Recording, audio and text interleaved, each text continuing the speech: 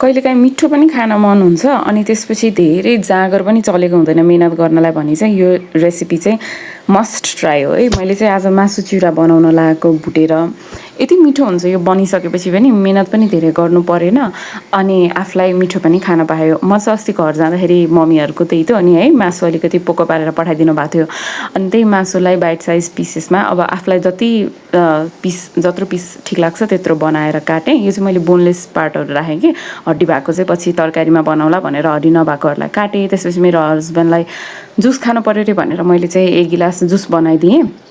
अब आइस राखेर के अरे गर्मी महिनामा त मजा नै आउँछ नि है खानालाई पनि। त्यसपछि मैले कराई बसालिसकेपछि कराईमा पहिला थोरै तेल राख्ने कि अब तेलको चाहिँ फेरि कस्तो भन्नु न नयाँ भाँडा नयाँ ठाउँहरू भइसकेपछि चाहिँ खाना बनाउनै नआएको जस्तो हुने कि अनि मलाई पनि 1-1.5 महिनादेखि त्यस्तो नै भइरहेछ। मैले तेल तातिसकेपछि मासु राख्दै है। पहिला चाहिँ मैले काँचो तेलमा अरू केही नराखिकन जस्ट मासु मात्रै राखेर गर्छु कि। यसरी गऱ्यो भने चाहिँ के हुन्छ भन्दा त्यो मासुको जुन काँचो खालेको स्वाद हुन्छ नि त्यो चाहिँ जान्छ कि। त्यो गयो भने चाहिँ मात्र मासुको तपाईँले जति इन्ग्रिडियन्ट राखेर बनाउनु होइन मासुको त्यो काँचो स्वाद गएन भने चाहिँ खासै खाना पनि मजा आउँदैन मिठो पनि लागेको जस्तो हुँदैन कि। अनि यसलाई चाहिँ मजाले हाई फ्लेममा नै त्यसको पानी निस्केर पानी सुकुन्जेलसम्म पकाउनुपर्छ होइन। यो यति गऱ्यो भने चाहिँ बोनलेस चिकन हो एकैछिनमा फ्राई पनि हुन्छ। हार्डली लाइक 3-5 मिनट्स लाग्छ होला। अनि मैले चाहिँ अब यतिकै मात्रै गरेँ कि पानी चाहिँ सबै सुके यो सबै देखेको चाहिँ तेलहरू नै हो होइन। यतिकै मात्रै गरेँ। तपाईँहरूले चाहिँ अलिकति रातो पनि पार्न सक्नुहुन्छ कि। अनि त्यसपछि मैले प्याज गोलभेडा र हरियो खुर्सानी पनि राखेँ। त्यो क्लिपै कहाँ गयो है त्यो राखेँ त्यति मात्र राखेँ मैले अरू एक्स्ट्रा के पनि राखिनँ। अब चिकन चाहिँ तपाईँहरूले पिसेस छ नि अझ रातो गर्दा नि हुन्छ तर चिउरासँग खाने हो धेरै रातो गर्दाखेरि अलिक साह्रो हुन्छ कि भनेर हामीले चाहिँ यति नै रुचाउँछौँ कि त्यही भएर यतिकै नै गऱ्यौँ। त्यसपछि मैले चिउरा राखेँ अनि नुन राखेँ। अब त्यसमा बेसिक स्पाइसेसहरू जे छ त्यही राख्दा हुन्छ। नुन अनि मैले चाहिँ राखेँ रातो धुलो खुर्सानी अलिकति हिङ पनि राखेँ थोरै मिट मसला राख्ने थोरै जिरा धनियाँको धुलो त्यस्तै सामान्य हामीले जुन तरकारी बनाउँदा मसला राख्छ त्यही मसला मात्रै राख्ने त्यति राख्ने अनि मजाले भुट्ने कि यो भुट्नु चाहिँ राम्रोसँग पर्छ कि मजाले पर्ती भुट्यो भने चाहिँ एकदमै मिठो हुन्छ। आडिलो पनि एकदमै आडिलो हेल्दी पनि हेल्दी भइहाल्यो घरमा तुरुन्तै पनि बन्ने एकदमै सजिलो छ कि।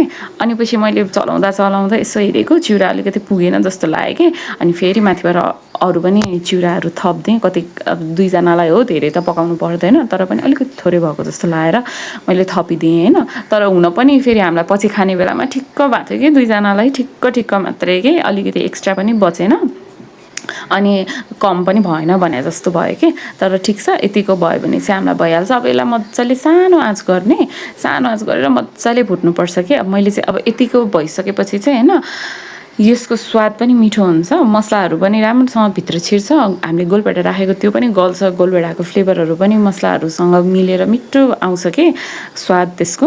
अनि त्यति गरिसकेपछि चाहिँ हाम्रो यो मासु चिउरा एकदमै सजिलो तरिकाले बन्छ पनि। अनि मसँग फ्रिजमा अलिकति धनियाँ थियो कि अनि त्यही धनियाँ चुडेर हाल्दिएँ। त्यसपछि मेरो हस्बेन्ड आएर के बनाएको तिमीले चौचो बनाएको हो भनेर भन्दै हुनुहुन्थ्यो कि। तर मैले चाहिँ मासु चिउरा बनाएको थिएँ अनि आएर कस्तो मिठो भयो भनेर पनि जानुभएको थियो कि त्यति बेलामा।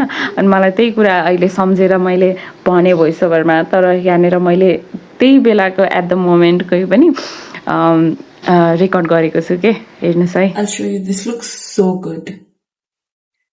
अनि मेरो हस्बेन्डले पनि आएर के बनाएको कस्तो मिठो बास्ना आइरहेछ भनेर जानुभयो। सो